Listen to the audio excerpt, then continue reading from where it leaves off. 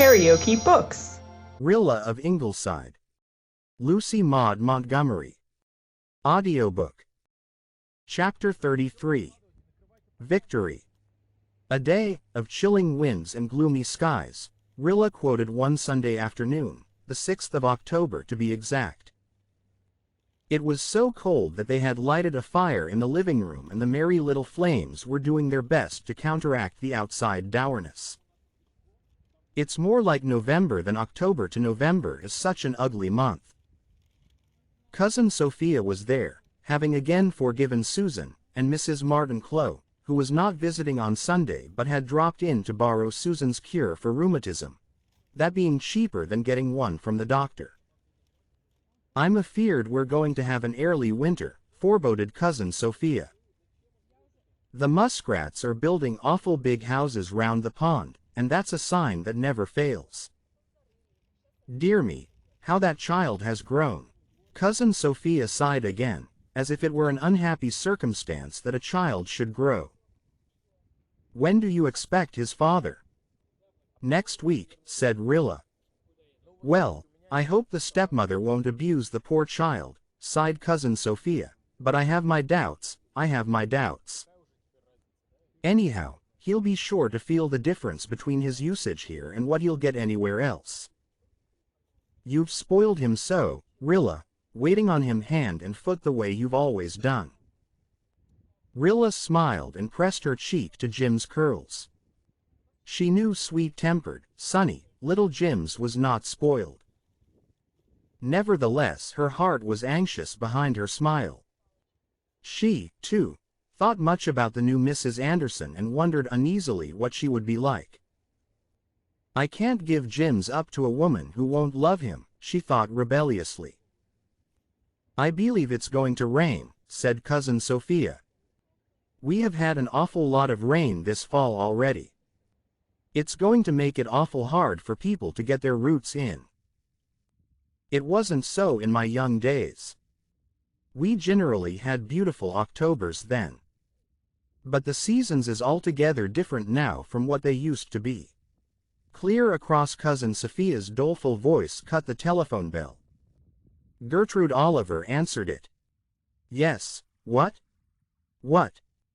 Is it true? Is it official?" Thank you. Gertrude turned and faced the room dramatically, her dark eyes flashing, her dark face flushed with feeling. All at once the sun broke through the thick clouds and poured through the big crimson maple outside the window. Its reflected glow enveloped her in a weird immaterial flame. She looked like a priestess performing some mystic, splendid rite. "Germany and Austria are suing for peace," she said. Rilla went crazy for a few minutes. She sprang up and danced around the room, clapping her hands, laughing, crying. "Sit down, child," said Mrs. Clow, who never got excited over anything, and so had missed a tremendous amount of trouble and delight in her journey through life. "Oh," cried Rilla, "I have walked the floor for hours in despair and anxiety in these past 4 years. Now let me walk in joy. It was worth living long dreary years for this minute, and it would be worth living them again just to look back to it. Susan, let's run up the flag, and we must phone the news to everyone in the glen." "Can we have as much sugar as we want to now?" asked Jims eagerly. It was a never-to-be-forgotten afternoon. As the news spread, excited people ran about the village and dashed up to Ingleside. The Merediths came over and stayed to supper, and everybody talked and nobody listened. Cousin Sophia tried to protest that Germany and Austria were not to be trusted and it was all part of a plot, but nobody paid the least attention to her.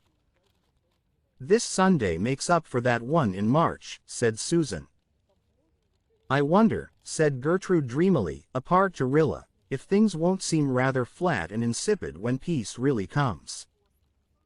After being fed for 4 years on horrors and fears, terrible reverses, amazing victories, won't anything less be tame and interesting?